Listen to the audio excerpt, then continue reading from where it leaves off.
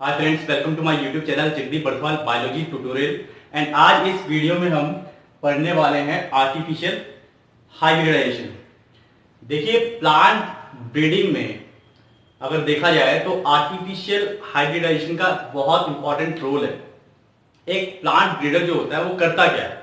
एक plant breeder दो different species के बीच में क्रॉसिंग करवाता है।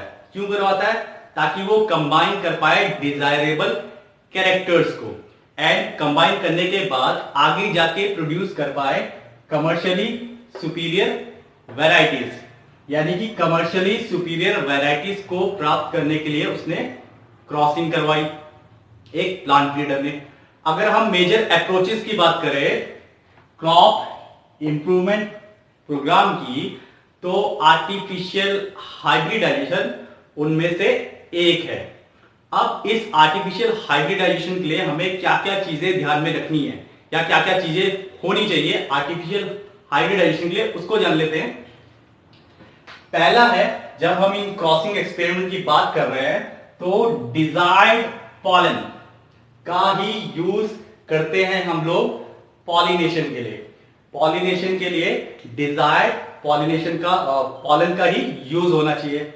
Next, protection of stigma from contamination, यानी कि हमें स्टिग्मा को भी प्रोटेक्ट करना है कॉन्टामिनेशन से। और यहां पे कॉन्टामिनेशन का मतलब है अनवांटेड पॉलन स्टिग्मा के ऊपर आके ना बैठ पाए, तो वो कॉन्टामिनेशन ना हो पाए, वो भी हमें ध्यान में रखना है। अब ये जो आर्टिफिशियल हाइब्रिडाइजेशन है, इसमें दो इंपॉर्टेंट टेक्निक्स को हम फॉलो करते हैं। वो है इमैस्कुलेशन और दूसरी है बैगिंग टेक्निक। अब ये इमैस्कुलेशन और बैगिंग होता क्या है उसको देख लेते हैं। देखिए, एक बाइसेक्सुअल फ्लावर है, आप ये देखोगे पिस्टिल है बीच में, आपका स्टिग्मा हो गया, स्टाइल हो गया, और ये जो नीचे बल्ज पार्ट है ये आपकी ओवरी हो गई। एंड साइड में आप ये जो स्ट्रक्चर देख रहे हैं ये मेल रिप्रोडक्टिव स्ट्रक्चर है, जिसमें ये एंथर है और ये फिलामेंट है। ये एक बाइसेक्सुअल फ्लावर है। अब बाइसेक्सुअल फ्लावर के केस में हमने क्या किया? हमने फोर्सेप लिया एंड फोर्सेप की हेल्प से हमने एंथर को रिमूव कर दिया। मैच्योर होने से पहले मैंने ये एंथर को रिमूव कर दिया। तो रिमूवल ऑफ एंथर, यानी जो हमने एंथर को फोर्सेप्स की हेल्प से रिमूव किया, उसे हम इमैस्कुलेशन कहते हैं। Removal of anther is known as emasculation. अब हमने जब एंथर को रिमूव कर दिया तो मैं इस पिस्टिल को या कह लीजिए स्टिग्मा को क्या कर दूंगा? कवर कर दूंगा एक बैग से। एक बैग से मैं इस स्टिग्मा को या पिस्टिल को कवर कर दूंगा, या फीमेल रिप्रोडक्टिव पार्ट कह लीजिए उसको कवर कर दूंगा, और कवर करूंगा जिस बैग से, वो बना होगा बटर पेपर से।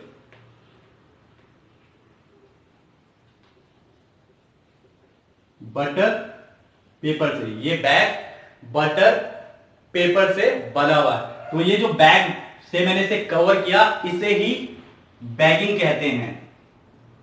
मैंने फीमेल रिप्रोडक्टिव पार्ट को जो ये बैग चढ़ाया, उसके ऊपर जो कवर चढ़ाया, उसे ही हमने बैगिंग कह दिया।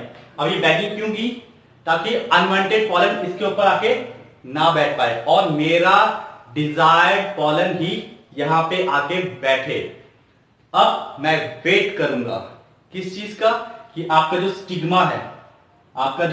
स्टिग्मा है वो रिसेप्टिव हो पाए, उसमें रिसेप्टिविटी आ पाए, पॉलन को रिसीव कर पाए। दैट मींस जब वो पॉलन को रिसीव करने के लिए तैयार हो जाएगा तो मैं ये कवर हटाने वाला हूं।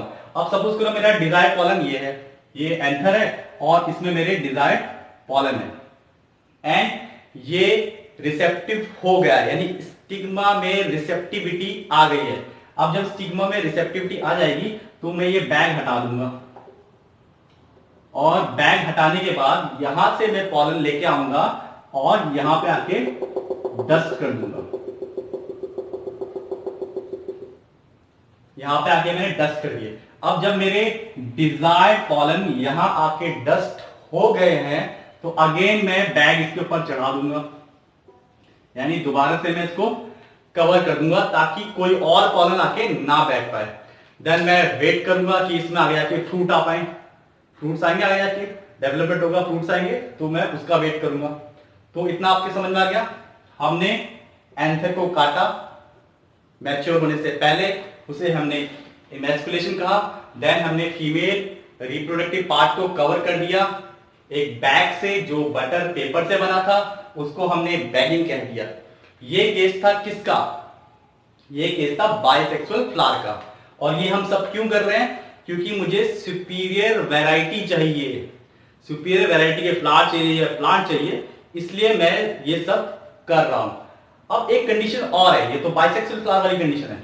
अब सपोज करो यूनिसेक्सुअल है, आपका मेल रिप्रोडक्टिव पार्ट अलग है, फीमेल रिप्रोडक्टिव पार्ट अलग है, दोनों अलग अलग है। एंथर तो है नहीं साथ में, एंथर जब साथ में है नहीं तो यहां पे इमैस्कुलेशन वाला तो कोई झंझट ही नहीं है, कोई टेंशन नहीं है। लेकिन यहां पे यूनिसेक्सुअल फ्लावर की कंडीशन में मैं जो फीमेल रिप्रोडक्टिव पार्ट है इसकी बैगिंग जरूर करूंगा, इस पे बैग जरूर चढ़ाऊंगा जो कि बटर पेपर से बना होगा, ताकि इसमें भी कोई अनवांटेड पॉलन ना बैठे। यहां पे भी मुझे डिजायर्ड पॉलन ही डस्ट कराने हैं, डिजायर्ड पॉलन ही डस्ट कराने हैं। देन जब ये मैच्योर हो जाएगा, रिसेप्टिव हो जाएगा, मैं ये बैग हटाऊंगा, अपना डिजायर्ड पॉलन डस्ट कराऊंगा एंड दोबारा कवर कर दूंगा ताकि इसमें आगे जाके फ्रूट्स आ पाए।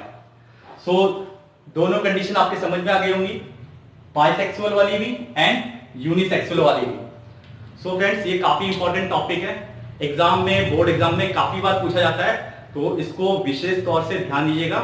एंड हमारी हर वीडियो में अगर आप देखेंगे तो जो डिस्क्रिप्शन होता है आपको एक ऐसा एरो मिलेगा, इस तरह से एक एरो मिलेगा,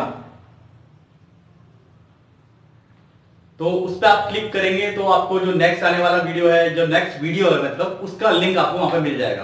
वैसे तो हमने प्लेलिस्ट बनाई हुई है और सीरियल वाइज जैसे आपकी एनसीईआरटी में टॉपिक दिए हैं उसी सीरियल में हमने वीडियोस बना रखे हैं। तो आप एक पे पहले वीडियो पे क्लिक करेंगे तो वहां पे आपको डिस्क्रिप्शन बॉक्स में नेक्स्ट वीडियो का लिंक मिल जाएगा, ऐसे करके आप आगे बढ़ सकते हैं।